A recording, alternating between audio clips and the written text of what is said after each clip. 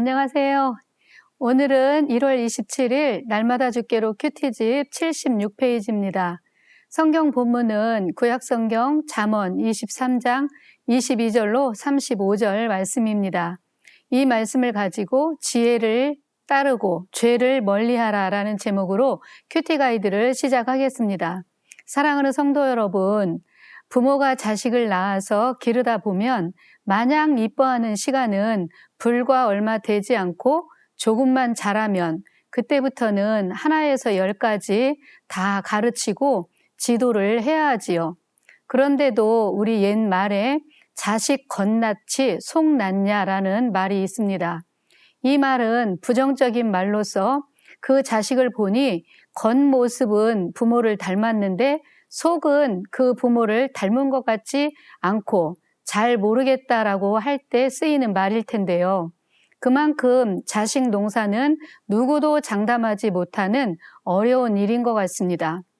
부모는 자녀가 올바르고 온전하게 자라길 바라는 마음에 끊임없이 가르치고 지도하는데 그 가르침에 대한 자녀들의 반응은 어떠해야 할까요? 내용 관찰 1번입니다. 말씀이 자녀에게 권면하는 것은 무엇입니까? 22절로 23절을 보겠습니다. 너를 낳은 아비에게 청종하고 내 늙은 어미를 경히 여기지 말지니라. 진리를 사되 팔지는 말며 지혜와 훈계와 명철도 그리할지니라. 아멘.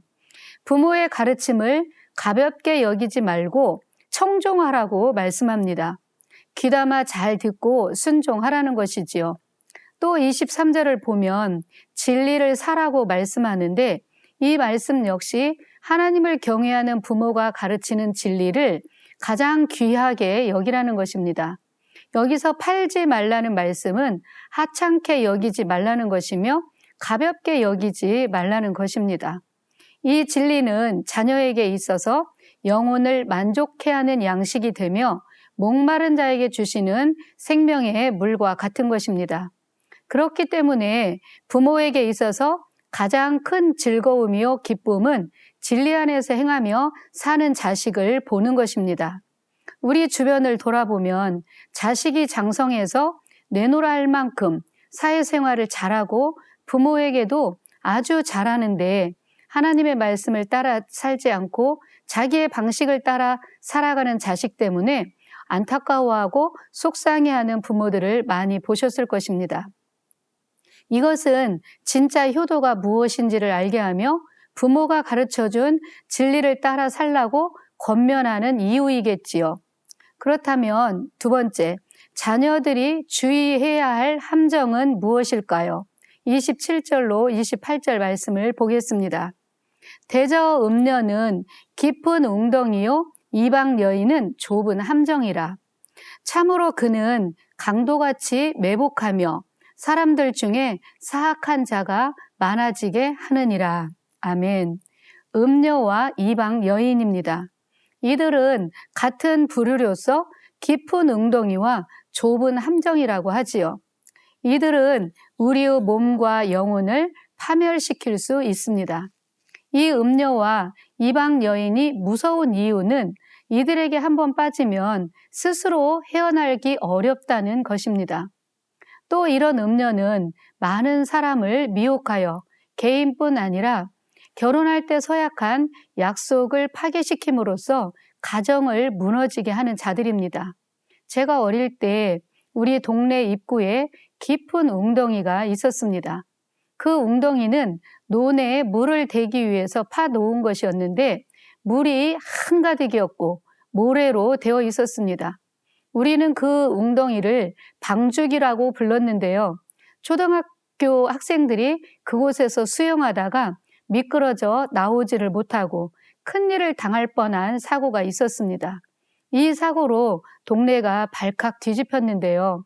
들어갈 때는 첨벙하고 쉽게 들어가 즐겁게 헤엄치고 놀았지만 나올 때는 스스로 나오지 못하고 누군가의 도움을 받아야지만이 나올 수 있는 그런 곳이라는 것을 몰랐던 것이지요. 그 사고 이후 경고를 받아서 그곳에 들어가 수영하는 아이들이 없었습니다.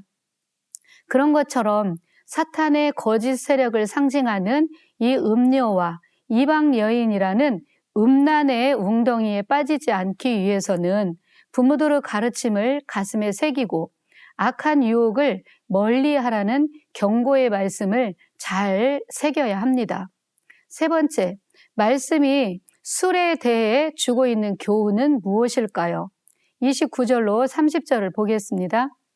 재앙이 누게 있느뇨, 근심이 누게 있느뇨, 분쟁이 누게 있느뇨, 원망이 누게 있느뇨, 까닭 없는 상처가 누게 있느뇨, 붉은 눈이 누게 있느뇨.